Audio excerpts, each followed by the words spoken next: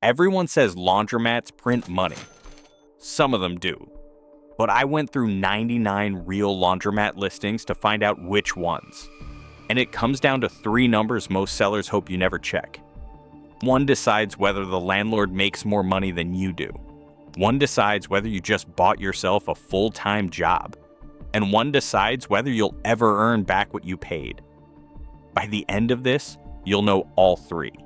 And you'll be able to tell in 60 seconds whether any listing you're looking at is a cash cow or a very expensive costume. Before I tear anything apart, let me tell you the success stories are real. There are operators running multi-location businesses pulling in over $1 million a year. One of the most successful laundromat entrepreneurs in the country built his whole empire while working a corporate job on the side, pulling 90 to 100 hours a week. He once walked out the door on Christmas morning before his wife reminded him what day it was. And then there are owners who'll tell you they put in 10 hours a week. They do. After years of building, hiring, and paying staff to handle the rest, every success story is real. Every one of them also has a price tag that didn't make the headline, but none of them answer the question you're actually here for. Not, can a laundromat make money? But, is the one you're looking at a cash cow? Because that answer isn't in a success story. It's in the listings. So I opened 99 of them. Real laundromat listings. Prices ranging from under $200,000 to just under $1 million. And most of them are polished. Professional photos, bold claims, cash cow, passive income, turnkey. But the pattern isn't what they show. The pattern is what they all agree to leave out. And what I found is that a laundromat listing is built to make you feel like it's a cash cow without ever proving it. Because proof requires three numbers, and almost none of them volunteer all three. So let me show you what those three numbers are, what they actually look like when a seller does disclose them, and what it means when they don't. The first number that separates a cash cow from a cash trap is the one most sellers call reasonable, and then refuse to name. The rent. But not just the base rent, but the full occupancy cost. That means NNN charges, property taxes passed through to you, insurance, escalators, everything the lease actually commits you to. Take that number, divide it by the annual revenue, and you get the rent ratio. In the listings that actually disclosed both, some were running rent ratios under 20%. That's a healthy location. The business actually breathes. Others, over 30%. In one case, over 40%. At that level, the landlord is making more money from your laundromat than you are. You're running the machines, fixing the breakdowns, handling the customers, and writing a bigger check to the landlord than you take home yourself. That's not a cash cow. That's a cow you're feeding for someone else. And here's the part that should worry you. Nearly half the listings I checked wouldn't show you the rent at all. They expect you to commit $500,000 without knowing how much of it the landlord takes first.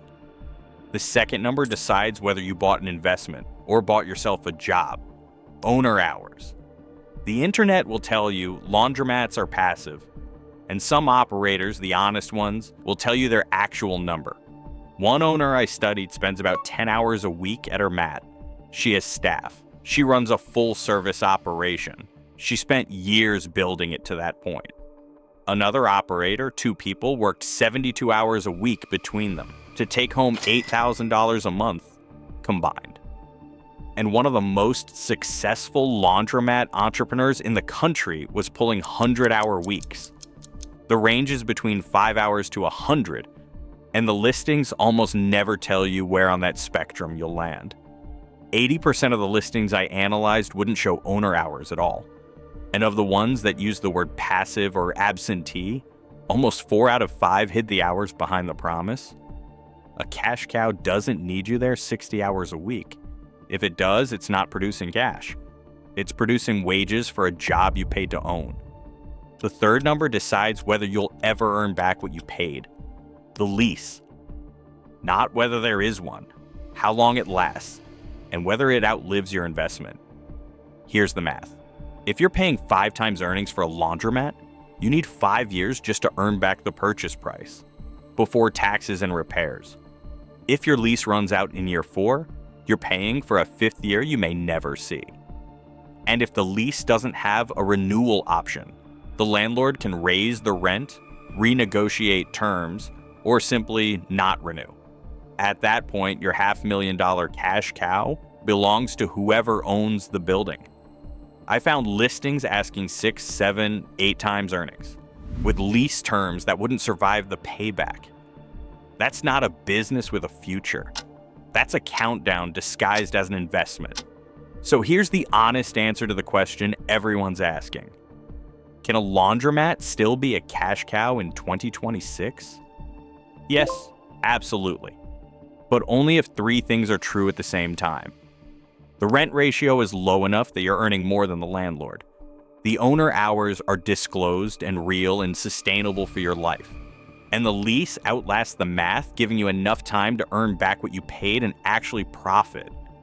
If all 3 check out and you can verify them, not just read them in a listing, then yes, a laundromat can still print money.